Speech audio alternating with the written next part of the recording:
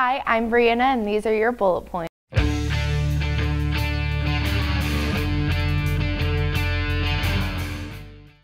Right after students and staff came back from Christmas break, it wasn't too long till we were out of school again due to snowy weather.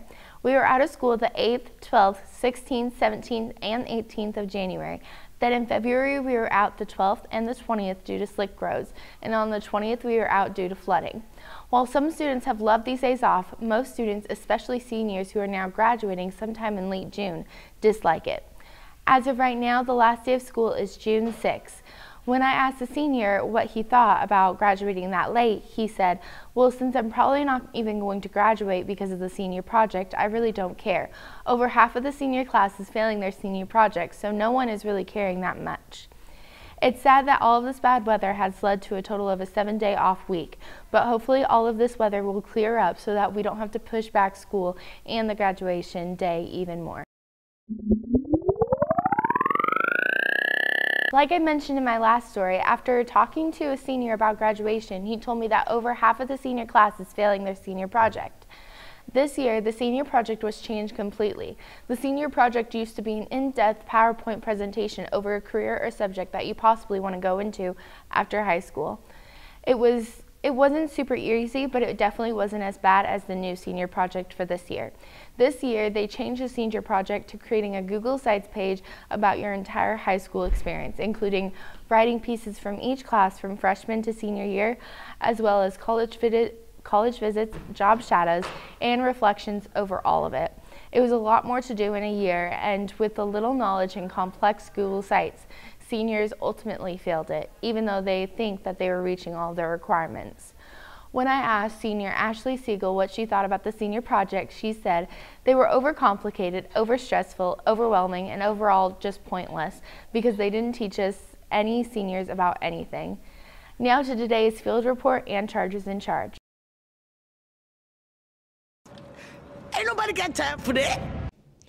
Good afternoon, Charger Nation. This is Mr. Mason, Principal Bullet East. Just wanted to remind you that on March the 20th, all of our junior class will be taking the ACT.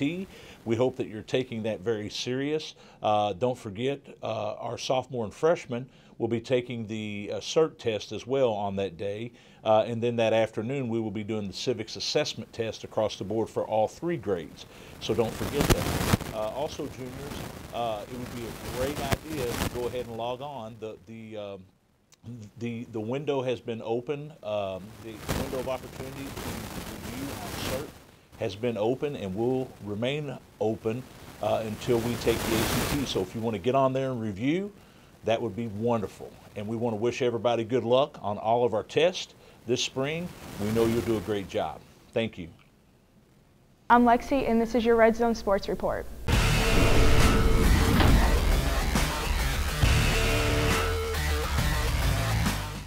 As the winter sports are coming to an end, there is one more sport still finishing their season. The archery team still has a few more tournaments to compete at. For the rest of the sports, let's recap on how their season finished. The boys basketball team finished with 15 wins and 16 losses, and the girls team finished with 18 wins and 13 losses. The cheer team had again another state championship title and finished off their season with 4th place at nationals. Along with the cheer team becoming state champions, the dance team did as well with the winning of grand state champions. The wrestling team also finished with 8 people advancing to the state tournament. All of our winter sports had a great season. He's just standing there, menacingly! It's time to get out your baseball caps and sunnies, everyone. Spring is approaching, which means it's baseball and softball season. Last season, the baseball team ended with a record of 21-14 and landed 3rd in Region 6 and 58th in the state. With losing 8 seniors, it will be tough to replace, but the Chargers aren't sweating it. With Garrett Simpson leading on the mound and Jarrett Wante and Mason Kelly being leading batters, the team hopes for a great season. The softball team ended with a record of 22-11, landing them 2nd in Region 6 and 19th in the state. With losing a good amount of their team as well, the Lady Chargers are said to be working hard and that great things are expected of them this season. Good luck to both teams. Now on to your Red Zone scoreboard.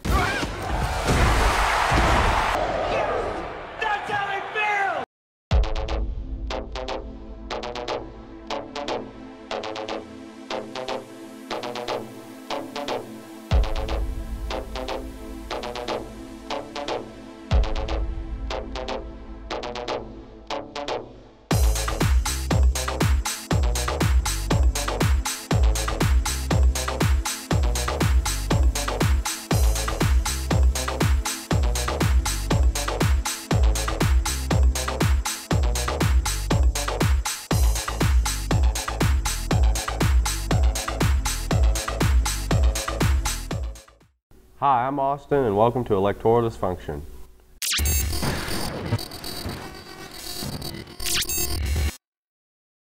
Donald Trump has made many promises since he has started running for president, but arguably one of the most difficult ones to complete will be cutting the size and cost of the federal government. That's because Congress, which must decide whether to keep a federal agency, has the final word in such matters and spending. Some are surely making their decisions in light of self-preservation and pay. As Ronald Reagan once said, no government ever voluntarily reduces itself in size. Government programs, once launched, never disappear. Actually, a government bureau is the nearest thing to eternal life we'll ever see on this earth. So far, he has been right about all of this. We will soon see if the Trump presidency will deliver on its promises.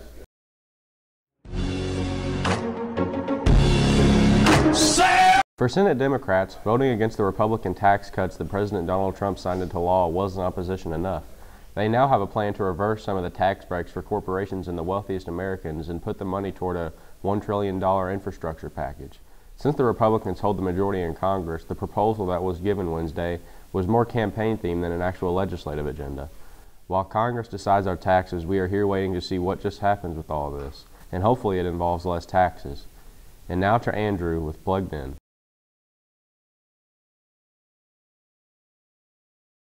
Thank you, political figure. You're just as good as the last politician that took office. Now it's level up with Becn.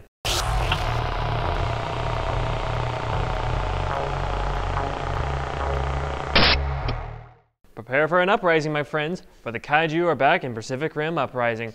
Watch as you see the return of men and giant robots called Jaegers fight against giant monsters once again, with John Boyega as the protagonist, a son of a legendary hero who gave his life to save humanity and to save the world.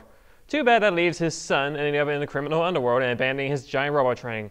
So yeah, long story short, basically you live up to your father's legacy type story. Fans are excited to see the return of their Monsters vs. Robots story.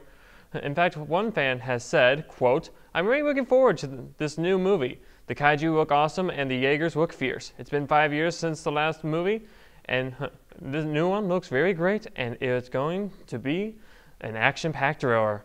We'll see if it's worth the hype on March 2nd. Until then, let's move forward to a better tomorrow and another plug-in section."